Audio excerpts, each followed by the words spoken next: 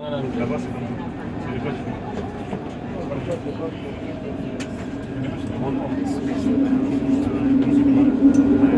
Bonsoir tout le monde, bonsoir mesdames et messieurs. J'ai un message à faire passer pour 5 minutes rapidement. Voilà, je suis un immigré du Congo-Brazzaville africain et j'ai un message à faire passer parce que trop c'est trop, il y en a marre. Il y a un message à faire passer. Alors, attention à la marche. Il y en a marre, franchement, de cette oligarchie européenne qui s'est dirigée pour la communauté internationale. C'est pourquoi je voulais expliquer d'abord.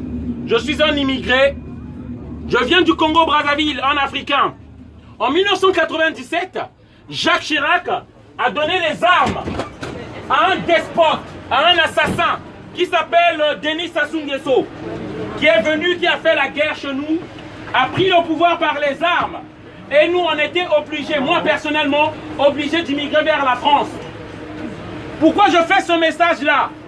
Simplement parce que les gens ne sachent pas la vérité, ce qui se passe en Afrique. Ils pensent que les Africains qui viennent ici, c'est à cause de la misère, à cause du camembert français qu'on est en train de suivre. Mais il faut savoir, il y a deux idées, ou si je peux le dire, deux événements qui font que les gens immigrent. On ne quitte pas nos familles par la joie. On ne quitte pas nos familles, on ne laisse pas nos familles en Afrique pour venir rester en France avec la joie au cœur. C'est avec un déchirement de cœur que nous venons ici. Voilà.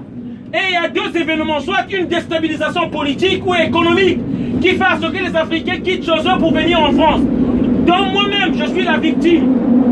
Je disais donc, en 1997, Jacques Chirac a donné les armes à un monsieur que nous n'avons pas élu, nous les Congolais.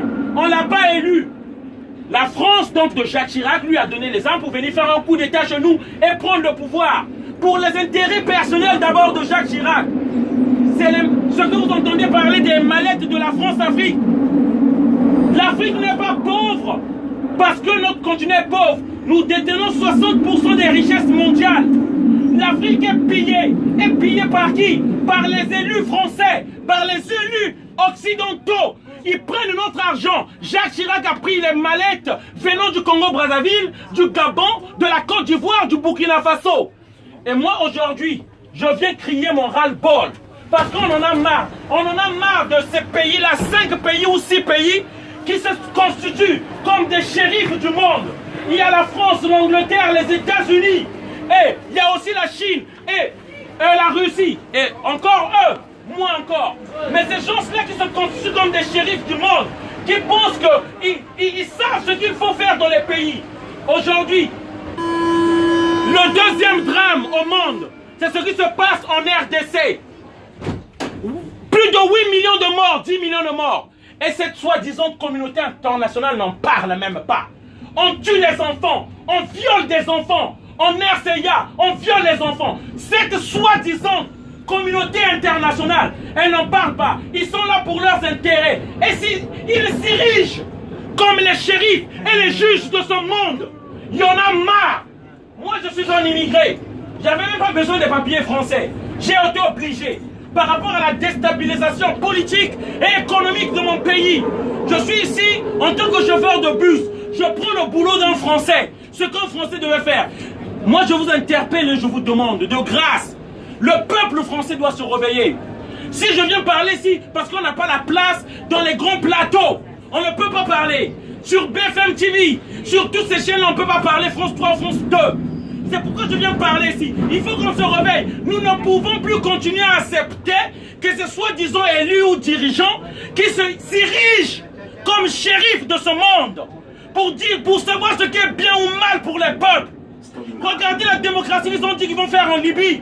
Sarkozy a détruit la Libye. Les Libyens aujourd'hui, ils viennent ici comme... La Libye, on avait promis la démocratie à la Libye. La Libye est détruite.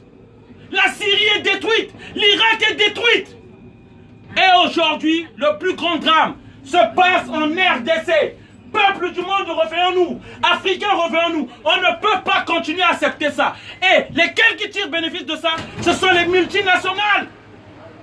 Les multinationales font de l'argent sur les morts du Congo. Et je viens crier mon ras-le-bol ici. Nous sommes complices d'une façon ou d'une autre par rapport à notre silence. On ne peut plus accepter ça. Voilà le message que je voulais faire passer. Merci encore, désolé d'avoir crié. Une bonne soirée à tous. Merci. Voilà.